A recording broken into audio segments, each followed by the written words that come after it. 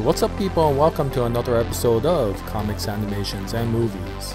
So about a week ago I made my short video on my thoughts with regards to the third trailer on Alita Battle Angel and how it compared to the manga that I've always read. And at that time I made that video relatively spoiler free.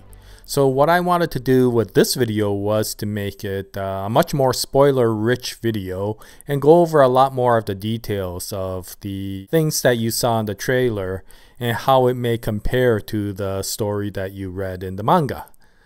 Now, as you can imagine, this is a spoiler rich video, so if you don't want to be spoiled and have not read the comic Gunnm or Battle Angel Alita, especially up to the end of The Last Order, I don't think I will go into Mars Chronicle too much. And so yeah, if you haven't read to that level, then I would suggest that you would turn off this video if you don't want to get spoiled when watching the movie. So of course, as there was already a trailer 1 and a trailer 2, the points I want to make with this video are things that you saw that were different, that were new in trailer 3. And my thoughts with regards to them. Do they feel like they're being faithful to the story of the comic? Is there things that I get excited about? Is there things that I get worried about? Especially the worry part concerns me. And so what I wanted to do was to give some, lighthearted discussions with regards to things that I saw in the trailer. And the first point that I want to focus on is motorball. You saw a lot of motorball scenery in the third trailer that you didn't see at all in the first 2 trailers. There was just that short amount that you saw in trailer number 2. And of course that kind of implied to me that there weren't going to be a significant amount of storyline covering motorball in the first movie. Of course this one is a little bit different in the sense that there was a significant amount of battles shown in motorball, and of course it almost felt like there was almost as much battle in motorball as there was outside. And the big concern that comes out for me is, of course, is there gonna be too much motorball in the first movie? Now the expectation from me is that the first movie is gonna cover the first 3 arcs of the main comic storyline, which I call the Rusty Angel arc or the Gruska arc, the Hugo arc, and of course the motorball arc. But the motorball arc, I expected it to be a minor part of the first movie, with the majority being focused on the Hunter-Warrior story that you saw in the Gruska arc, as well as the Hunter-Warrior / Hugo story that you saw in the Hugo arc. And that alone gives a significant amount of storyline.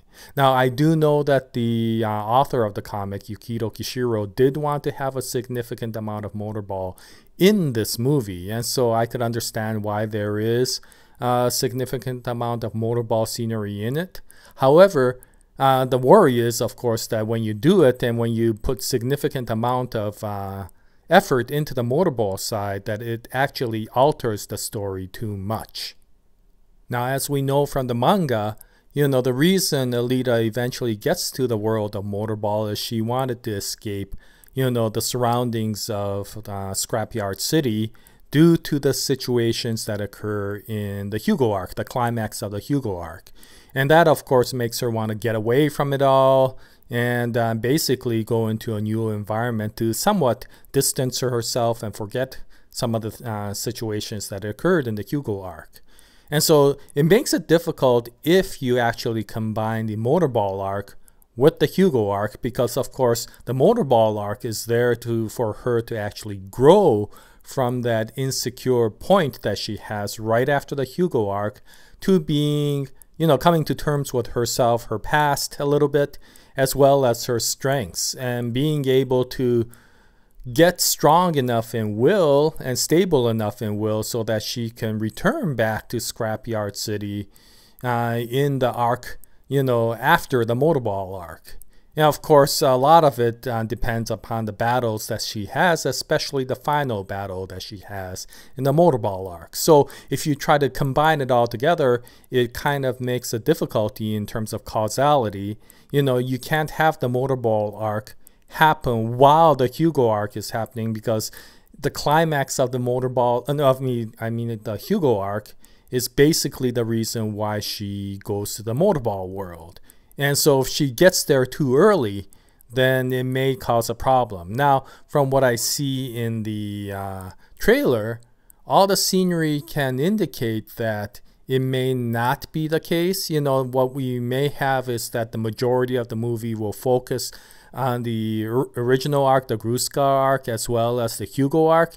And it's after you see the climactic moment of the Hugo arc that maybe at the very end you introduce her in the motorball arc, so that in the second movie, you know, viewers going to see it won't get blindsided by going, what the heck is this? You know, what happened to the old Alita? Why is she now in the world of motorball? By having it at the end of the first movie, it makes people wonder what's going to happen in the second movie, and have people or the viewers be expected of the motorball scenery when they get to the second movie, if there's going to be a second movie. And so that's quite important, I think, with regards to that. And so why there's that sort of scenery in there, you know, I could understand. And also the scenery that you see seems to be indicative of the very first motorball battle that happens in the beginning of the motorball arc. If you remember, of course, Daisuke Ito is looking around for Alita because she's gone, incognito, and she's basically trying to find her, and Shumira introduces him to the world of motorball, and he's seeing the motorball sport through the eyes of one of the players. He gets all excited, and that's when he sees Alita as a motorball player. And it's at that time that you realize that Alita has transferred from the hunter-warrior world to the motorball world, and she is an up-and-coming motorball player. So if that is the case, and if this is how it's going to end the movie, then I'm perfectly fine with that, where you see her raising the Damascus blade in the trailer is basically the end of the first movie. You know, it ends with her as a rising star. It ends with her with Daisuke Ito finally seeing Alita after the incidents of the Hugo arc, now as an up-and-coming rising motorball player. And that, of course, gives the movie the segue into the next movie, if there's going to be one. Then that's fine. And I was expecting that to be the case, especially since I heard that there is one small change that they're going to do, which is that Hugo is going to be a motorball player. So if that's the case, of course, Alita gets introduced to the world of motorball during the Hugo arc. She starts understanding it, and there's a reason for her to go to the motorball world because that was Hugo's favorite sport. So that all makes sense. Now there's the worry, however, that motorball will be a lot bigger story than just the ending, and it will actually come out earlier.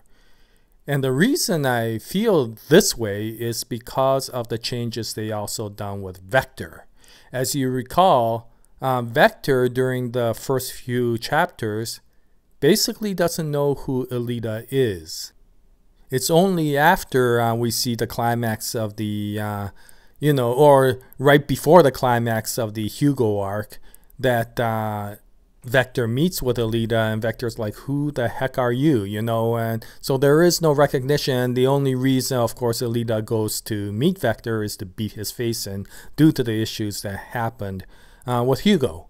However, as we see in the trailer, there's a lot more connection between Vector and Alita in this movie. Basically, Vector is hounding Alita.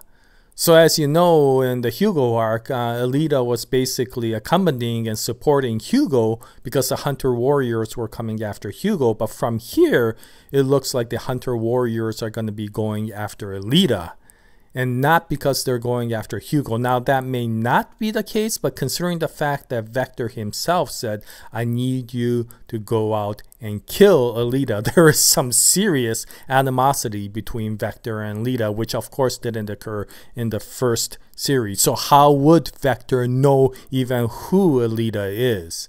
Now, the other change that we heard from the movie is that Vector is going to have two personalities, and the other personality is going to be Destinova. And that's fine. So if Destinova is in there, that gives a higher reason for Vector as Destinova to go after Alita, because of course there's a greater curiosity for Destinova with regards to Alita, considering he's kind of like a stalker to Alita for the very first few chapters once Alita meets Destinova, because he gets so curious about her.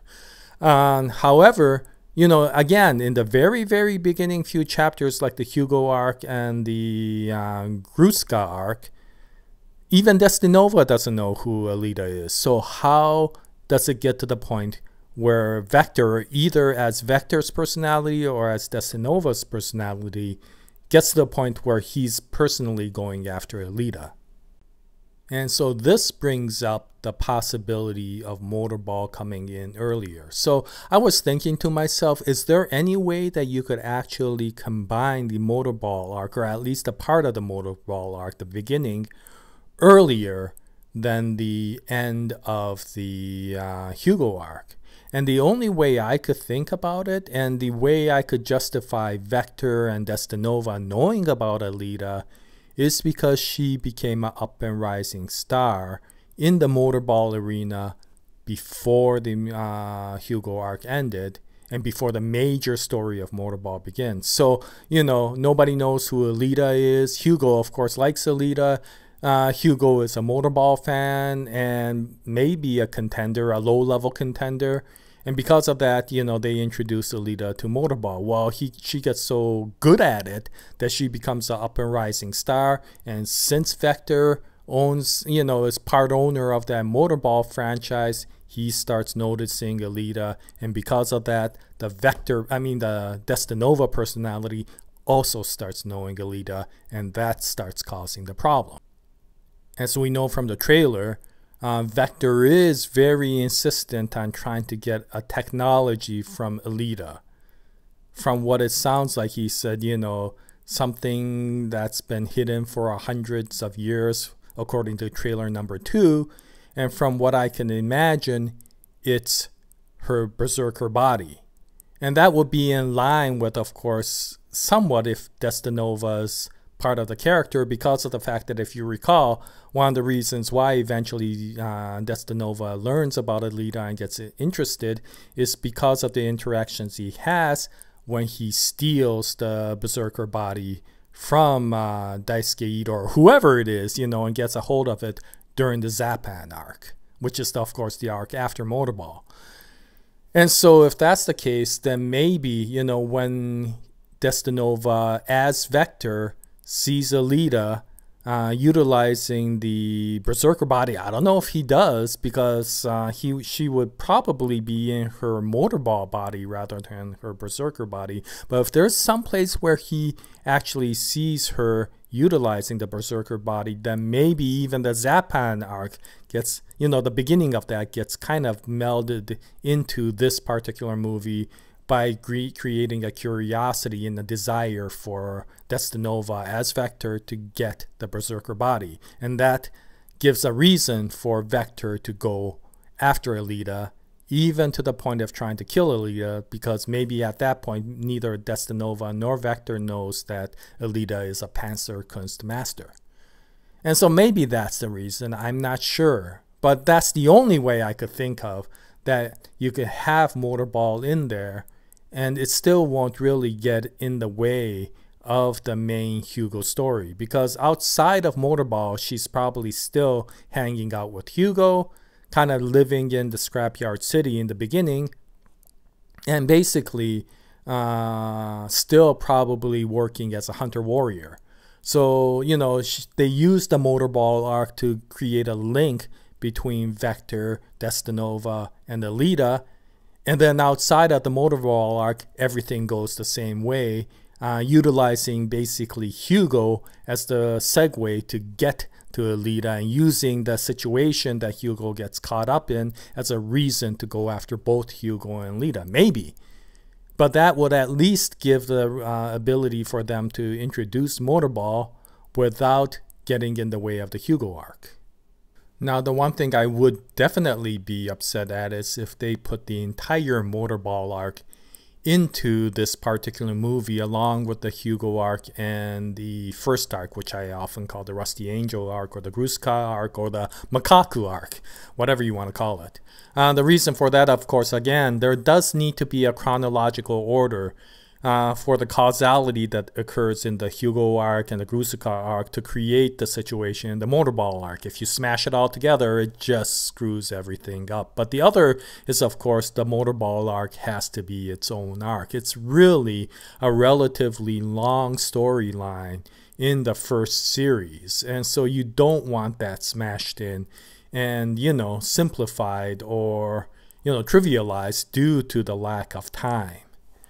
And I don't think that's going to happen. And the main reason I don't see that happening is, first of all, none of the images that you see in the trailer look like the, you know, the ladder battles that you see in the comic.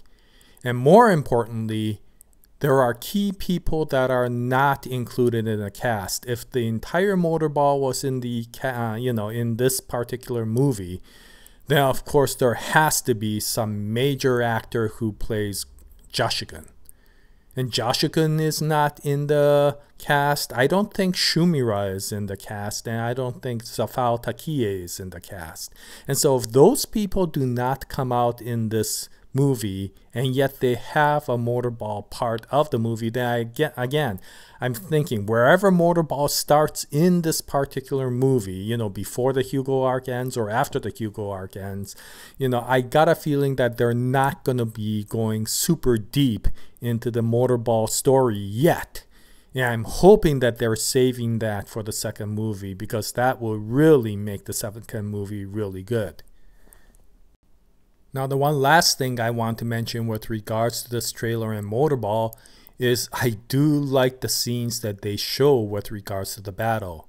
One of the things I was a little bit worried about is that they compare Motorball with Rollerball. If you ever remember that movie back in the 1970s with James Caan, which had a similar sort of environment. It was basically roller derby, you know, done to death. You know, your fight to the death basically, and Motorball is that sort of environment. However, Motorball is several leagues above Rollerball. I mean, these guys are going hundreds of miles per hour down a track that can go into various, you know, interesting arrangements such as loop-de-loops and ramps and whatever. And from there, they're supposed to be battling, and the battles that you see in the comics are amazing. They battle in the air, they battle on the ground, they, you know, people fly at 100 miles per hour, smashing into walls, you know, or rolling right into the, you know, the spectators community, you know, or the spectator seats, killing, you know, hundreds of spectators, or at least tens of spectators, as they go flying into there as a projectile. So yeah, it's a dangerous sport to play, it's a dangerous sport to watch. And from what it looks like, they're doing a really good job in portraying that. I do like the part where Alita actually uses that arm that she ripped off from one of her opponents as the actual weapon to take the opponent down. That's the type of battles that you often see Alita do in the comics. And so, yeah, I think the producers are at least getting a lot of that battle scenes right. According to what you see in the trailer. It's still too early to say because there's so few battle scenes in there, but what you actually do see is very encouraging. Now, the one other thing you see from this trailer and the other two trailers is the portrayal of Makaku or Grusuka, whichever you want to call him. And overall, it looks quite similar, but I got a feeling that they're not really going to go really into the Makaku story. First of all, I don't think he's going to be an endorphin junkie like he is in the movies. In the comic, mostly because if they did, they wouldn't be able to survive a PG-13 rating. I mean, basically, you can't really have a PG-13 movie where the guy's sitting there ripping living people's heads, you know, skulls right off so that he could eat their brains. You know, that just doesn't work unless they do it off camera, in which case it probably will lose a lot of the impact anyway. And so if that's the case, he's probably not an endorphin junkie, and I'm not exactly sure, how they're going to portray him, but he almost looks like he is actually working for Vector as maybe a soldier, maybe part of the motorball team, depending upon who this guy is, in this image, who's chasing Alita. If that's Makaku or Grusica, well, then he becomes a motorball player, probably working under Vector. But whatever the case, he is one of the people who chases Alita later on.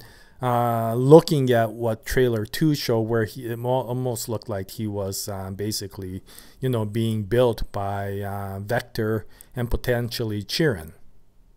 But of course, then this brings up the question, will they even have that major storyline that was so impactful in the very beginning of the comic?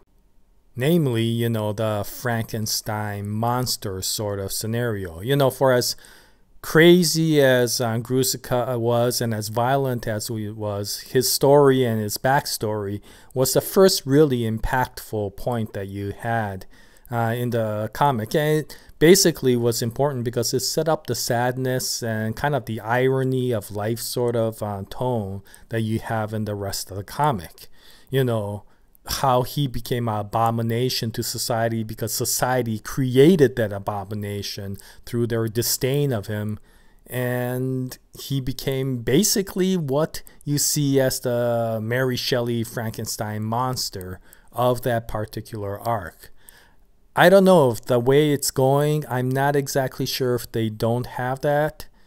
And if they don't, although I've got a feeling the comic will survive so long as they still have the main points of the Hugo arc, it will be a little bit of a disappointment because of the fact that that was really an interesting way to see the story. Basically, one of the main points with regards to Battle Angel Alita that I like is that this isn't a story about light versus dark or good versus bad or, the spiritual versus the evil. This is about a story of life, about individual points of view and how they conflict against each other. And so as much as Grusica was, a killer to a lot of people, he was also a victim of society. And because he was a victim of society, he became the abomination that he was. And in many ways, you realize that for the first time when you heard his backstory, and it made you think differently about how you look at even antagonists in this story based upon the introduction of Grusica's backstory. You started feeling somewhat empathic for the guy. You felt really sorry for the guy. I mean, in many ways, that didn't justify for his killings, but you kind of understood how society beat him down so bad. And then, of course, a certain person took advantage of that and turned him into the monstrosity that he was, and then set him free just to see how he would exact revenge, in society. And so that part, I don't know if that will be in there. If they do put it in, I hope they do put it in, but if they do put it in, that's good for them.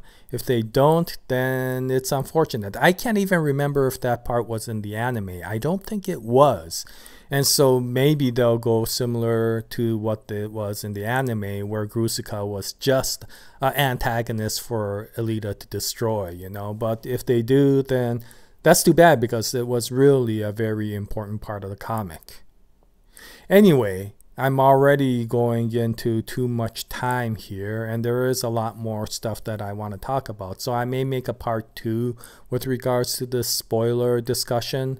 But again, let me ask you what you feel about, about the scenes that you saw in trailer 3, especially with regards to Motorball and with regards to Grusica/Makaku. Do you feel that the movie will be faithful to the entire storyline, considering the fact that there's going to be maybe a significant amount of Motorball in this movie? And what do you feel with regards to the possibility that they won't be bringing the Grusica backstory into the movie? The way they did in the comic, but the way they didn't in the anime. How do you feel about that? In any case, thank you very much for watching this video. I'll try to make another spoiler video in the future. And at that time, I hope you join us. And until then, happy comic book watching, reading, happy anime watching. And as always, Jaya, nice day, everyone.